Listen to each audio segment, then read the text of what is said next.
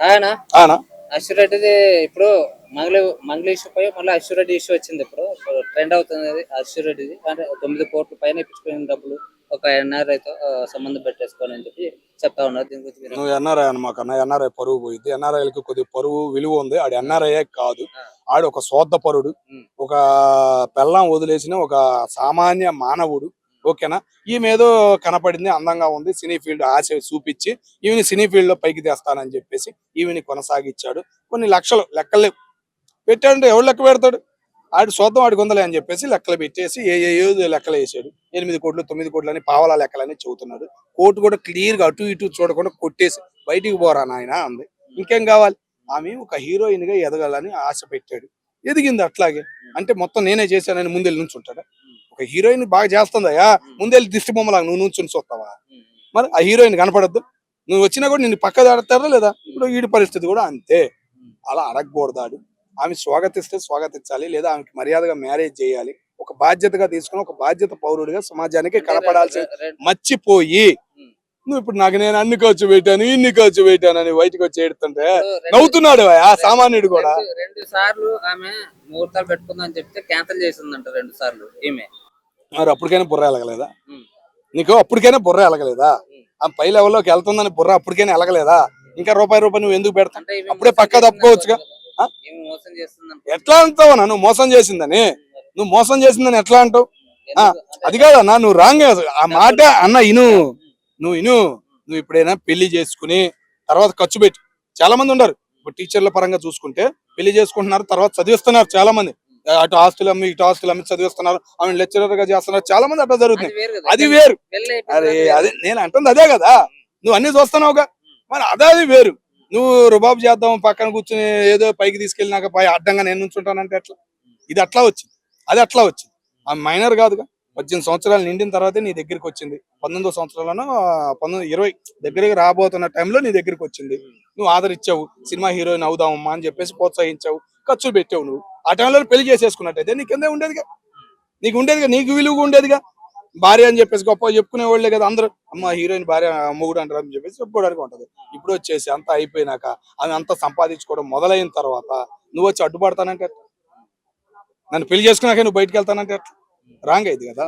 Society కూడా స్వాగతించాలి. అది ముందేమైందిరా నీ బుద్ధి అని అంటది. కోర్టు కూడా అదే మెట్లు పెట్టింది, శుభ్రంగా కొట్టేసింది, పక్క పంపించేసింది.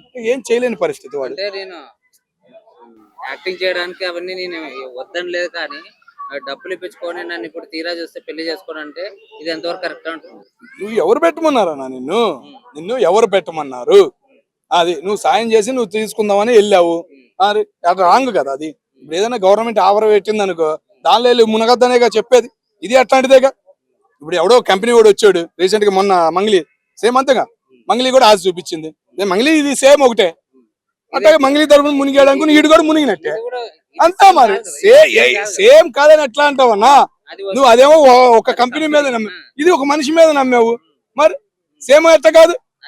కంపెనీ కూడా ముంచింది, ఇది కూడా ముంచేసింది, తప్పులేదు ముంచేత్తంలో. మరి ఉండాలి కదన్నా. చుట్టూ ఉన్న 10 వాళ్ళని గుర్తించట్లేదన్నా. ఇలాంటి వాళ్ళ వల్ల మంచి వాళ్ళు ఎవరనేది ఆదరించట్లా. వాడికి ఎంతమంది అన్నదమ్ములు ఉన్నారు తెలుసా? వాళ్ళ చుట్టరికంగా ఎంతమంది ఉన్నారు, మేనగాళ్ళు కానీ పెద్ద కుటుంబాలు అన్న వాళ్ళవి. మరి వాళ్ళని ఆదరించకుండా వీడు బయటకు వచ్చేసి ఏమి పెడతామైంది? ఆ చుట్టూ వాళ్ళ అన్నదమ్ములు చాలా మంది నలిగిపోయిన వాళ్ళు ఉన్నారు. వాళ్ళని ఆదరించినట్టయితే ఈ రోజు ఎంత విలువ ఉండేది, వాడికి సొసైటీ ఎంత మెచ్చుకునేది అనేది గ్రహించట్లా. బయటకు వస్తున్నారు, ఎవడో ఒకడికి పెడుతున్నారు, ప్రతి ఒక్కడే అంతే. ఇప్పుడు మంగ్లీలో మునిగిపోయిన బ్యాచ్ కూడా అంతే. మిడిల్ క్లాస్ వాళ్ళు చిన్న వాళ్ళకి ఇవ్వచ్చు కదా, వాళ్ళ తమ్ముళ్ళకు ఎవరికోళ్ళకి పావుల వడ్డీకి రూపాయి వడ్డీకి వేస్తే వాళ్ళు ఇచ్చేవాళ్ళు, లేదా వాళ్ళ ఆస్తులైనా కబ్జా చేయడానికి నీకు అవకాశం ఉండేది.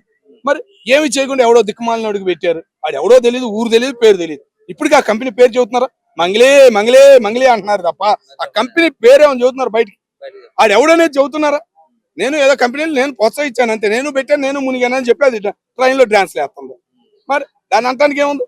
మళ్ళీ వాళ్ళ తమ్ముడు బయటకు వచ్చేసి మా అక్కేం తప్పు చేయలేదు, అదేదో ఆడేమన్నా కంపెనీ పేరు చెబుతాడు అనుకుంటే ఆడుస్తుంది చెవట్ల, ఎవడు చెవట్ల కంపెనీ పేరు.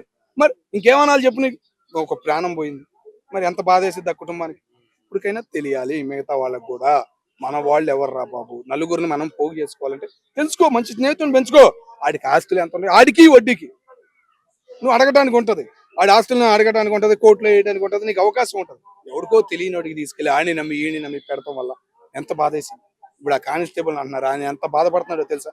నేను వేసాను తెలియక ఓ రూపాయి వచ్చిందని చెప్పాను ఇద్దరు ముగ్గురికి, నాదే ఉందన్న అని ఎంత బాధపడుతున్నాడో తెలుసా కానిస్టేబుల్. మరి ఆ బాధ అనేది వేరేగా ఉంటుంది అన్న, నలిగిపోయిన బాధ ఉంటుంది చూసావా, ఆ బాధ కన్నా ఎక్కువగా ఉంటుంది ఈ బాధ. ఓకేనా? Hi bro. Hi bro. Recent గా చూసుకుంటే ఏదైతే ఇప్పుడు మంగళి ఇష్యూ పోయిన తర్వాత అశ్వు రెడ్డి వచ్చేసింది ఇప్పుడు తెరపైనకి. అంటే అశ్వు రెడ్డి దాదాపు ఒకరిని మోసం చేసిందని చెప్పి దాదాపు 9,83,00,000 తీసుకుంది ఒక దగ్గర. సో తీసుకొని ఇప్పుడు మోసం చేసింది అని చెప్పి వైరల్ అవుతా ఉంది ఇది వీడియో గురించి. నేను కూడా చెప్తా, రియల్ గా మన తెలుగు ఇండస్ట్రీ యాంకర్లు అందరు ఉన్నారు, ఒకళ్ళని ఇద్దరు కాదు, అందరు యాంకర్ ఉన్నారు. అంటే ఇప్పుడు ఒకళ్ళని ప్రేమిస్తే ప్రేమించిన ఉండాలా. ఆ ఒక ఎన్ఆర్ఐ అబ్బాయిని పట్టుకొని, సాఫ్ట్వేర్ అబ్బాయిని పట్టుకొని 9.5 కోట్లు ఎంత వచ్చినా చెప్పిన అన్ని కోట్లు తీసుకున్నా అంటే అసలే ఆర్జీనే కాలు ఆర్విజినే కాలు నాకేసి పక్కకు పడేసింది. ఆడెవడో ఎన్ఆర్ఐ చూసుకోవాలి కదా, నా ఆర్జీ లాంటి పక్కకు పడేసింది లెజెండరీ డైరెక్టర్, ఆయనే కాలు నాకేసి పక్కకు పడేసింది. నువ్వు ఎలా నమ్మి 9 కోట్లు ఇచ్చినావు, ఏం చేసినావు నాకైతే అర్థం కాలే. సో వైరల్ అయితే ఒకటి చెప్తా భయ, యాంకర్లు ఎవరున్నా మన ఇండస్ట్రీలో సో వాళ్ళ లిమిట్ లో వాళ్ళు ఉండాలి భయ. ఇప్పుడు ఒక ఫేమస్ ఉంది తెలుగు యాంకర్ అని పేరు ఉంది కదా, అదే ఒక అబ్బాయి ఇప్పుడు ప్రేమించడం కామన్. అది అందం ఉందని ఆమె అందచందని ప్రేమించండి, 9 కోట్లు లగ్జరీ కార్లు ఇల్లులు అంటే ఫారాలు వీడికి ఆడికి వెళ్తాను. నేను కూడా అనుకోండి ఇన్ని డబ్బులు ఎక్కడి నుంచి వస్తుందా, చేసేది 2-3 షోలు అప్పుడప్పుడు ఏదో సిరీస్లు, ఎన్ని డబ్బులు ఎక్కడి నుంచి వస్తున్నాడు అర్థమైంది. తెలుగు ఇండస్ట్రీలో ఏం జరుగుతుందంటే అందం చెందం చూపెట్టి ఇట్లా డబ్బులు కొట్టడం అంటే ఈమె ఒక చాలా అట్లా జరుగుతూనే ఉన్నాయి. చాలా మంది యాంకర్ వాళ్ళ పేరు చెప్పదు చాలా మంది ఇట్లా జరుగుతుంది. కానీ ఒకటి చెప్తా భయ, అందం చూసి చందం వచ్చి అరే అమ్మాయి బాగుంది కానీ వాళ్ళ బ్యాక్గ్రౌండ్ ఎంతో తెలిసింది, వాళ్ళకి డబ్బులు ఖర్చు పెట్టి ఎందుకు భయ, సొంతం నమ్ముకోండి అని భయ. ఆయన కూడా 9 కోట్లు పిచ్చోడు, అసలు మంచోడు ఆ పిచ్చోడు సాఫ్ట్వేర్ ఉద్యోగి, నువ్వు ఎన్ఆర్ఐ అబ్బాయి అంటూ పిచ్చోడుగా మంచోడు, నీకు డబ్బులు అంతా ఉంటే పేదోళ్ళకి హెల్ప్ చేయరా భయ అందం అంటే ఒకటి చెప్తా భయ. ఎప్పుడు బాగుపడాడు భయ ఇండస్ట్రీ చెప్పాలంటే, ఒక అమ్మాయి వెనక ఇప్పుడు బాగుపడాడు, ఆ అమ్మాయి అందం చూసి ఆమె కప్పడ్డాడు, అది బక్రగాడి లెక్క చూసింది, మంచిగా వాడుకునే డబ్బులని తీసుకునేది. ఇప్పుడు 9 కోట్ల డిమాండ్ ఎత్తాడు. తప్పు చేసినప్పుడు అర్థం చేసుకోవాలి భయ. ఇప్పుడు నువ్వు ఒక తప్పు చేస్తున్నప్పుడు చూసుకోవాలా, కానీ ఇట్లాంటి కామెంట్ జరుగుతూనే ఉంటాయి భయ. కానీ ఇలాంటి తప్పు ఇంకోటి చేయదు, అండ్ ఇలాంటి యాంకర్ కూడా బ్యాన్ చేయాలి భయ. మన తెలుగు ఇండస్ట్రీ ఎందుకంటే ఒక అబ్బాయిని మోసం చేసి పెద్ద కేసు. ఇప్పుడు ఏంటంటే తెలుగు ఇండస్ట్రీ అంత ఇన్స్టాగ్రామ్ ఎక్కడ వచ్చినా ఏమి హాట్ టాపిక్ అవుతుంది. ఆయన సబ్స్క్రిప్షన్ గోలా ఇదంతా అంటే అందం చూపించుకున్న డబ్బులు సంపాదించడం ఎందుకు, ఒకరు పిక్చర్లు చేయడం ఎందుకు, నీతి నిజాతిగా ఉండండి, షోలు చేసుకుంటే బతకండి. చాలా మంది బతుకులేరా అంటే ఇట్లా ఎందుకు వల్గర్లా పోతా ఉంది, ఇట్లా ఎందుకు ఇండస్ట్రీ అవుతుంది నాకే తెలుసులే భయ. చాలా మంది గలీజ్ ఎప్పుడు చూసి అదే హాట్ టాపిక్ అవుతుంది. మరి ఆయన 9 కోట్లు ఎట్టిచ్చిండో, మధ్యలో ఎవరు వచ్చి లేదో ఇంకా తెలుసా భయ.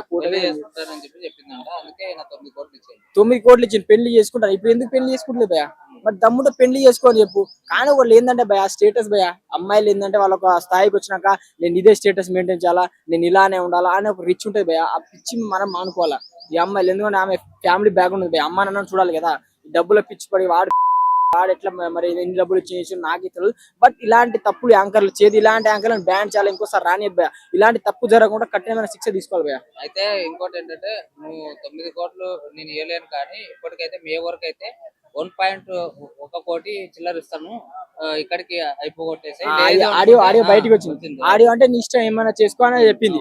ఇప్పుడు నువ్వు తీసుకున్నప్పుడు నీకు గుర్తురాలేదా, ఆయన డబ్బులు ఆయన తీసుకున్నావు, మళ్ళీ ఆయన డబ్బులు ఆయనకి ఇవ్వాలి కదా. నువ్వు మంచి దానివే, నేనేం తప్పు చేయలేను శుద్ధ మాటలు ఎందుకు చెప్తావు, ఆడియో కూడా లీక్ అయింది కాబోయా. అందుకనే చెప్తున్నా అశ్వు రెడ్డి ఇప్పుడైనా మారు, ఆయన డబ్బులు ఆయనకి ఇచ్చాయి.